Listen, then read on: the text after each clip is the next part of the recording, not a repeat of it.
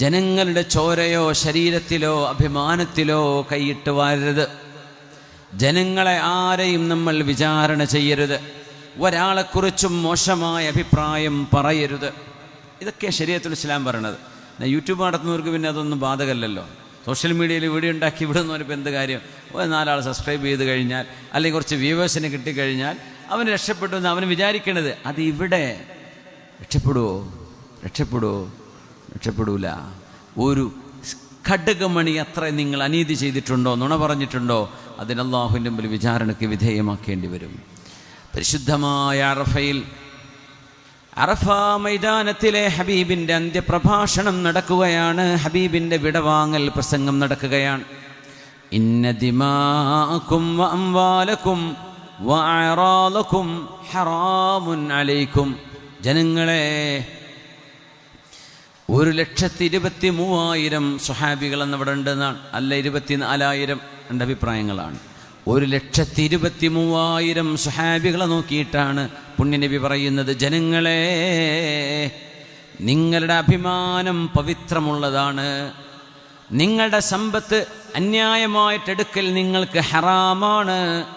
നിങ്ങളുടെ രക്തം പരസ്പരം നിങ്ങൾക്ക് ഹറാമാണ്. ഒരാളെയും വേദനിപ്പിക്കാനോ ഒരാളുടെയും ജീവൻ എടുക്കാനോ ഉപദ്രവിക്കാനോ നിങ്ങൾക്ക് അധികാരമില്ല. അല്ലാഹ് അധികാരം തന്നിട്ടില്ല. തലയിൽ ഇബ്ലീസ് കയറുമ്പോൾ ദേഷ്യം വരുമ്പോൾ മനുഷ്യൻ അടിപിടി ഉണ്ടാക്കുന്നു. ചെയ്യാൻ പാടുണ്ടോ? പാടില്ലാത്തതാണ്. സമ്പത്തും നിങ്ങൾക്ക് ഹറാമാണ് അവരുടെ സമ്മതമില്ലാതെ. വഅറാദകും ഹറാം, നിങ്ങളുടെ അഭിമാനവും ഹറാമാണ്. ഒരാളുടെയും അഭിമാനം പിച്ചു ചീന്തുക പാടില്ലാത്തതാണ്. ശരിക്കും മനസ്സിലാക്കാൻ വേണ്ടി പറയട്ടെ, സോഷ്യൽ മീഡിയ ഉപയോഗിക്കുന്ന ആളുകൾ മുസ്ലിമീങ്ങളും അള്ളാനെ പേടിക്കുന്നവരുമാണെങ്കിൽ മാത്രം കേട്ടേക്കുക, അല്ലെങ്കിൽ നിങ്ങൾ കേൾക്കൂല എന്ന് പറയാം. അള്ളാഹുവിനെ ഭയപ്പെടുന്നവരാണെങ്കിൽ അറിയണം, ഒരു മനുഷ്യനെയും അഭിമാനം പിച്ചു ചീന്തുന്നത് അള്ളാഹുവിന് ഇഷ്ടമല്ല. എന്തേ? വിചാരണ ചെയ്യാൻ നിങ്ങളെയല്ല അള്ളാഹു ഏൽപ്പിച്ചത്, അത് അള്ളാഹു നേരിട്ട് ഏറ്റെടുക്കുന്ന വിഷയമാണ്. നിങ്ങളുടെ കണ്ണിൽ മോശക്കാരനായ ഒരാൾ അള്ളാഹിൻ്റെ കയ്യിൽ ഏറ്റവും നല്ല മനുഷ്യനായിരിക്കും. നിങ്ങളുടെ കണ്ണിൽ നല്ലവനായ ഒരാൾ അള്ളാഹുവിൻ്റെ ദൃഷ്ടിയിൽ മോശക്കാരനായിരിക്കും. ആരാണ് നല്ലത്, ആരാണ് ചീത്തയെന്നറിയുന്നത് അള്ളാഹുവിന് മാത്രമാണ്. അതുകൊണ്ട് ആരെയും നിങ്ങൾ ഇവിടെ നിന്ന് ചാപ്പകുത്തരുത്, വിചാരണ ചെയ്യരുത്. ഫോട്ടോകൾ ക്ലബ് ചെയ്തിട്ട്, ഫോട്ടോകൾ എടുത്തുകൊണ്ട് വന്നിട്ട്, വീഡിയോകൾ മിക്സ് ചെയ്തിട്ട്, മോർഫ് ചെയ്തിട്ട്, ഇല്ലാത്തതിനെ കൂട്ടിപ്പറഞ്ഞിട്ട്, പച്ച നുണ ഹെഡിങ് ഉണ്ടാക്കി വെച്ചിട്ട് നിങ്ങൾ നുണ പറയുന്നത് അള്ളാഹു കേൾക്കുന്നു, കാണുന്നു എന്ന് നിങ്ങൾ വിചാരിക്കുന്നുണ്ടോ? അള്ളാഹു ഇത് കാണുന്നില്ലയോ? അള്ളാഹു കേൾക്കുന്നില്ലയോ? ഇന്ന ദിമാഅക്കും അംവാലക്കും അഅറാദക്കും ഹറാമുൻ അലൈക്കും. ബലിപെരുന്നാളിൻ്റെ ദുൽഹിജ്ജ 10ന്റെ പവിത്രത പോലെ, ഹജ്ജിൻ്റെ പവിത്രത പോലെ, ദുൽഹിജ്ജ മാസത്തിൻ്റെ പുണ്യം പോലെ പരിശുദ്ധമായ ബലദുൽ ഹറാം, അള്ളാഹുവിൻ്റെ പ്രൊട്ടക്റ്റഡ് സാങ്ച്വറിയാണ് പരിശുദ്ധമായ ഹറം. ഹറമിൻ്റെ പവിത്ര പോലെ ഓരോ മുഅ്മിനായ മനുഷ്യൻ്റെയും അഭിമാനം അള്ളാഹു പവിത്രമാക്കിയതാണ്. അത് നിങ്ങളെടുത്ത് പിച്ചു ചീന്തുന്നത് അള്ളാഹുവിന് ഇഷ്ടമല്ല.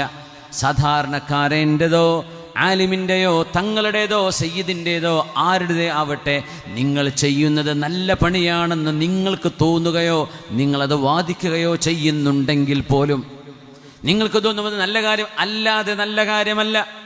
അതിൻ്റെ ബാബുകളും ഹദീസുകളും കേട്ടാൽ നമ്മൾ അത്ഭുതപ്പെട്ടു പോകും. അത്രമേൽ ഗൗരവമാണ് ഒരു മനുഷ്യൻ്റെ അഭിമാനം. നമ്മുടെ ഒരു വാക്കുകൊണ്ട്, നമ്മുടെ ഒരു നോട്ടം കൊണ്ട് പോലും ഒരു മുഅ്മിനായ മനുഷ്യനെയും ചെറുതായി കാണിക്കുന്നത്, ഒരു മനുഷ്യന് മലയോളം പാപങ്ങൾ കിട്ടാൻ അതുതന്നെ മതിയെന്ന് പറഞ്ഞതാണ് നമ്മുടെ ഹബീബ് റസൂലുള്ളാഹി സ്വല്ലല്ലാഹു അലൈഹി വസല്ലം.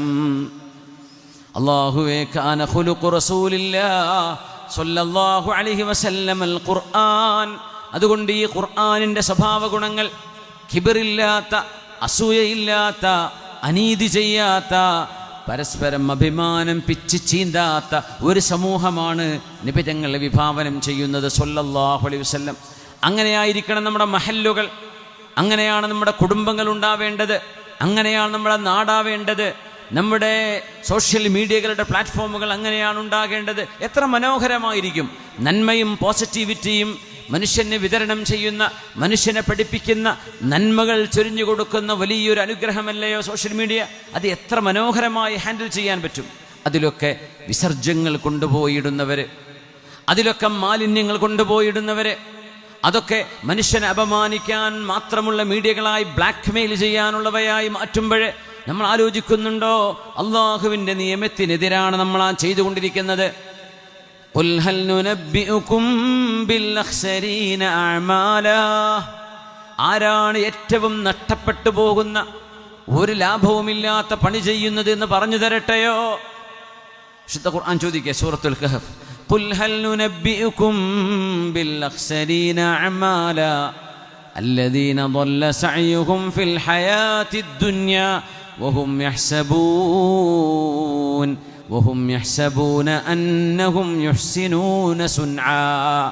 ചെയ്യുന്നത് തെറ്റാണ്, അവർക്ക് തോന്നുന്നു ഞങ്ങൾ ചെയ്യുന്നത് സത്യമാണ്, നല്ലതാണ്. അവരാണ് പരാജയപ്പെട്ടവരെന്ന് മഹാനായ അഷ്റഫുൽ ഖൽഖ് തങ്ങൾ പഠിപ്പിക്കുകയാണ്. വിശുദ്ധ വചനങ്ങൾ, അള്ളാഹുവിൻ്റെ വചനങ്ങൾ ഓതിത്തന്നിട്ട്. അതുകൊണ്ട് ശ്രദ്ധിക്കണേ, അമലുകൾ നഷ്ടപ്പെട്ടു പോകാൻ കാരണങ്ങളാവരുത്. നമ്മുടെ അമലുകൾ നഷ്ടപ്പെടുക മാത്രമല്ല, മറ്റുള്ളവരുടെ തെറ്റ് നമ്മൾ ഏറ്റെടുക്കേണ്ടി വരും. ഒരു ബുദ്ധിമാനി എങ്ങനെയാണോ ചെയ്യേണ്ടത്? നമ്മുടെ മുമ്പിൽ ചില ആളുകൾ മോശക്കാരായിരിക്കും, അള്ളാഹു അവരുടെ മോശങ്ങളായിരിക്കും നമുക്ക് കാണിച്ചു തന്നിട്ടുണ്ടാവുക. ആ മനുഷ്യൻ്റെ നന്മകൾ നമുക്ക് അറിയുക പോലും ഉണ്ടാവില്ല. അള്ളാഹുവിൻ്റെ കണക്കിൽ ആ മനുഷ്യൻ സ്വാലിഹാണോ അല്ല ത്വാലിഹാണോ ഇത് റബ്ബിനെ അറിയുള്ളൂ. നമ്മളാരും ഒരാളെ പറ്റിയും മോശം വിചാരിക്കരുത്. വിചാരണ അള്ളാഹുവിൻ്റെ കയ്യിലാണ്. അത് അള്ളാഹു നാളെ തീരുമാനിക്കാൻ പോകുന്നതാണ്. നമ്മളൊന്നും ഒരാളുടെ വിഷയത്തിലും ഒരു വാക്ക് പോലും പറയാൻ കഴിയാതെ അവനവൻ്റെ വിഷയങ്ങളിൽ വിചാരണ കേൾക്കാൻ കാത്തിരിക്കുന്നവരാണ് നാളെ. അള്ളാഹു നാളത്തെ ദിവസം നമുക്ക് എളുപ്പമാക്കി തരട്ടെ. വിചാരണ അള്ളാഹു എളുപ്പമാക്കി തരട്ടെ. സ്വർഗം അള്ളാഹു നമുക്ക് കിട്ടാൻ അള്ളാഹു അതിൻ്റെ അസ്ബാബുകൾ നമുക്ക് എളുപ്പമാക്കി തരട്ടെ. പുണ്യനബിയുടെ ശഫാഅത്ത് കൊണ്ട് അള്ളാഹു നമ്മൾ അനുഗ്രഹിക്കട്ടെ. വആഖിറു ദഅവാനാ അനിൽ ഹംദുലില്ലാഹി റബ്ബിൽ ആലമീൻ.